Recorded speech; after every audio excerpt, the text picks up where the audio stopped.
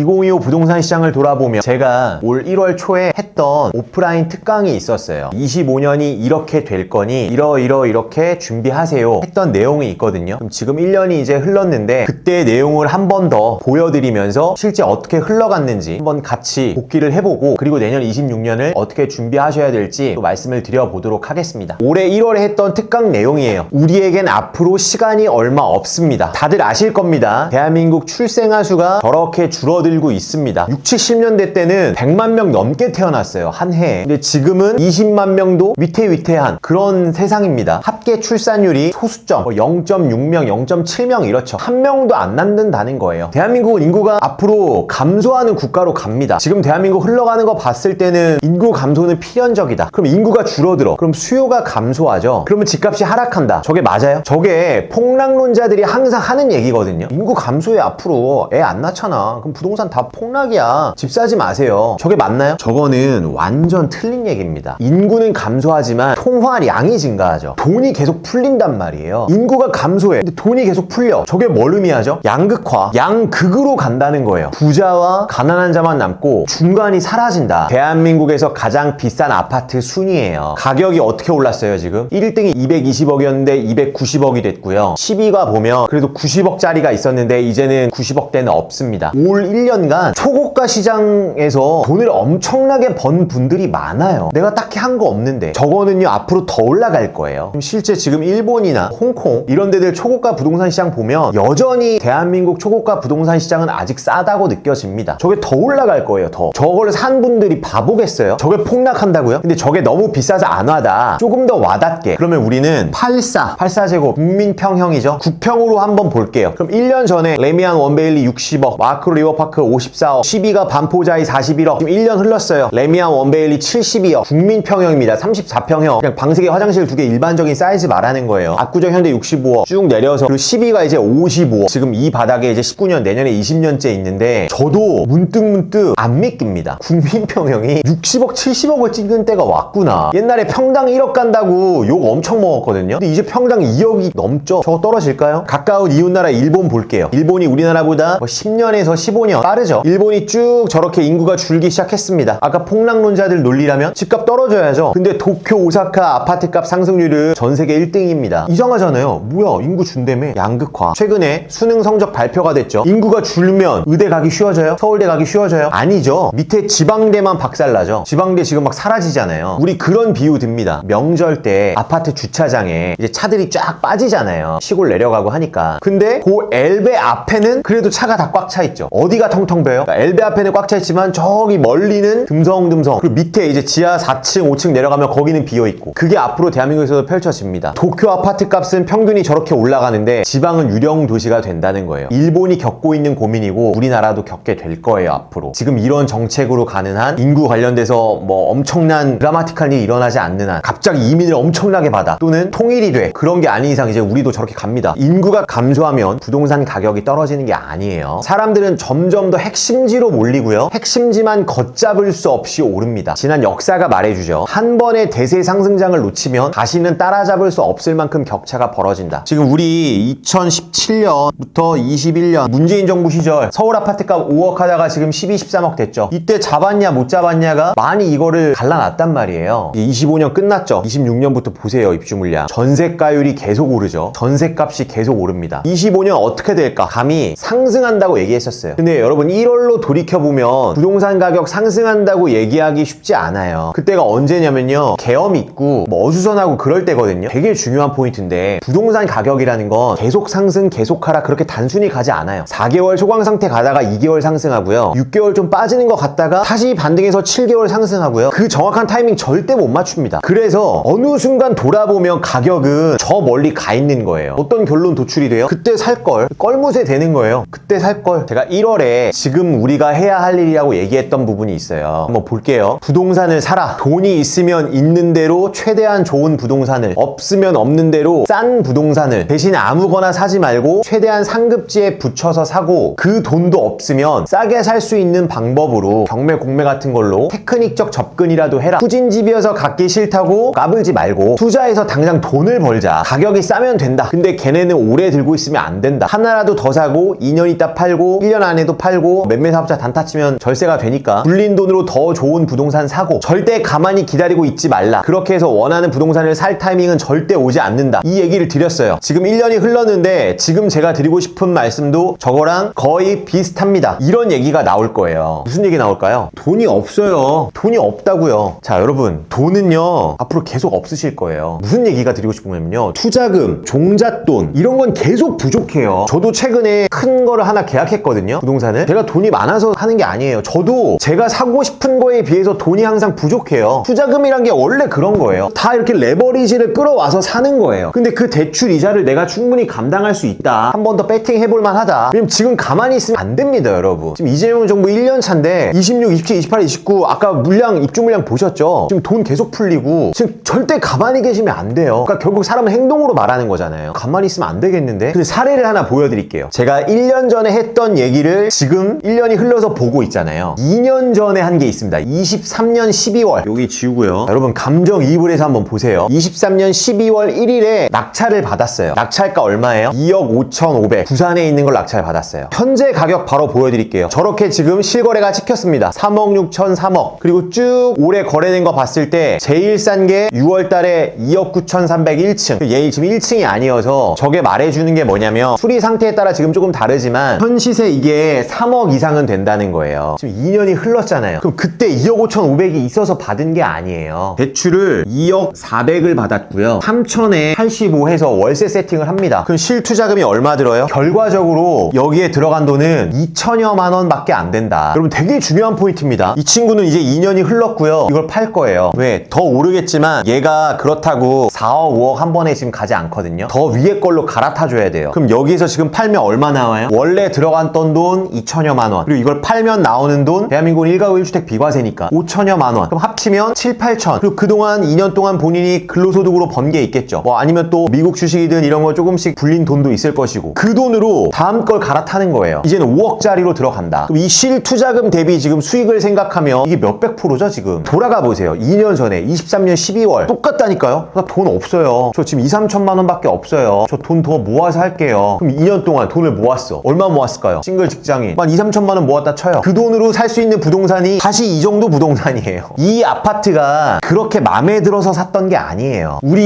이 대중의 일반적인 사람들의 무의식 속에 아파트는 뭐예요? 서울의 역세권에, 평지에, 대단지에, 30평대, 브랜드 뭐 이런 거잖아요. 그거 절대 한 번에 못 산다니까요. 그럼 이거 왜 샀는데요? 이때 왜 낙찰 받았어요? 힌트를 좀 드릴게요. 부산이라 그랬죠? 부산은 2009년부터 쭉 지난 15년, 16년간 하락장이 3번밖에 없었어요. 저렇게 2011년도쯤 그리고 2017년, 22년, 23년 12월에 들어갔던 케이스잖아요. 지난 15년간 하락은 3차례고요. 그 기간은 3년이 채 가지 않습니다. 대한민국 부동산 역사를 공부해보면 아는데 광역시 단위급에서 하락장이 3년 이상 간 적 없거든요. 중소도시급에서도 4년 이상 간 적 없어요. 실제로 지금 대구, 부산 다 반등하고 있죠. 대구의 수성구 범어동이나 부산의 해운대구 수영구에 있는 데들 지금 다 반등했죠. 근데 아직 본격적 상승이 시작도 안 했다고 봅니다. 저는 원래 부산이 갭투자의 성지예요. 2009년 11년 이때 서울 부동산은 어땠어요? 2008년 서브프라임 맞고 꺾여 있을 때거든요. 근데 부산은 폭등했어요. 저렇게 부산은 상승했잖아요. 지금 서울은 저때 하락했거든요. 저때 1,000만 원 갭으로 1억 아파트 사서 그 1억짜리가 막 2억 되고 이러던 시절이 있어요. 그래서 그거를 2년 동안 먹고 2014년도에 이제 수도권 시장에 관광버스 타고 올라오는, 그래서 그때 항상 뭐 부산에서 왔다 갔어 뭐 이런 게 유행이었어요. 중개업소 가면 부산에서 이미 왔다 갔어, 늦었어, 뭐 이런 영원한 하락장 없다. 입주 물량이 아주 우호적입니다. 부산도 지금 저렇게. 그럼 우리가 이거를 23년 12월에 낙찰받은 이유는 공급이 23년까지 터지잖아요. 그리고 24년부터 줄어들잖아요. 이제는 괜찮은 구간으로 들어가. 이제는 떨어지기 힘든 구조로 들어가. 근데 일반 매매는 아쉬우니 경공매 활용해. 그래서 지금 저런 결과를 얻을 수가 있었다. 낙찰가 2억 5,500이고요. 뭘 얻었어요? 이 멤버가 얻게 된 거. 경매 투자를 통해서 안전마진 수익을 확보했죠. 이게 3억까지 올라서 지금 번 게 아니에요. 얘는 이렇게 상급지에 있는 애가 아니기 때문에 시세 상승은 그동안은 이거를 5천이 오른 건 아니에요. 애초에 시세보다 싸게 먹은 게 커요. 그만큼 싸게 샀으니까 실투자금이 적게 들었죠. 비과세 받죠. 한 건에 대한 수익만이 아니라 이게 이제 복리 효과를 낸다. 이건 제가 21살 때 첫 부동산 투자를 저지를 수 있었던 이유기도 하거든요. 그래서 제가 적극적으로 부동산 투자를 하시길 바랍니다 하고 1월 특강 때 오프라인에서 이제 했던 얘기입니다. 그렇게 지금 1년이 흘렀습니다. 이 2025는 이제 2026으로 갑니다. 대한민국은 5년 단임제고요. 최근에 대통령이 나와서 한 얘기가 있어요. 대책이 없다. 그런 워딩이 나온 게 있거든요. 다시 한번 복귀해 생각해보세요. 초고가 시장, 강남의 8사가 6, 70억 그거 생각하지 마세요. 그걸 보면서 좌절감을 느끼지 마세요. 내가 생각해야 되는 건 내가 거기 입성이 지금 중요한 게 아니고 지금 이 돈이 이렇게 막 미친듯이 풀리는 이 대한민국 지금 현 시점에 내가 피같이 번 노동소득, 종잣돈, 시드머니 그게 높게 내버려두면 안 되는 겁니다. 지금은 제가 감히 말씀드리는데 문재인 정부 때 같은 상승장이 한 번 더 옵니다. 전국적으로. 서두에 그 지방이 폭락한다? 그거는 그 다음 얘기예요. 그 전에 한 번의 상승장이 옵니다. 전국적으로. 지금 이 시장이 흘러가는 걸 봤을 때. 그리고 또 하나 아셔야 될 거는 지금 대한민국 부동산이 이 상급지와 하급지 간의 이 간극이 역대급으로 벌어져 있어요. 강남 초고가 시장 저 오른 거에 비해 인서울 하급지, 경기권 그 갭이 지금 너무 벌어져 있어요. 부동산은 결국 그 균형을 찾아가거든요. 앞으로 양극화 시대가 온다고 했지만 너무 벌어져 있어요. 이게 다시 좀 좁혀질 거고요. 서울에 벌어진 거에 비해서 다른 경기도나 지방에 벌어진 게 약해요. 그래서 지금 수도권이나 지방의 최상급지 부동산 시장이 한 번 더 빵 튈 겁니다. 지금 이제 26년, 26, 27, 28, 29 그럼 본인 플러스 나이 이제 자세를 해보세요.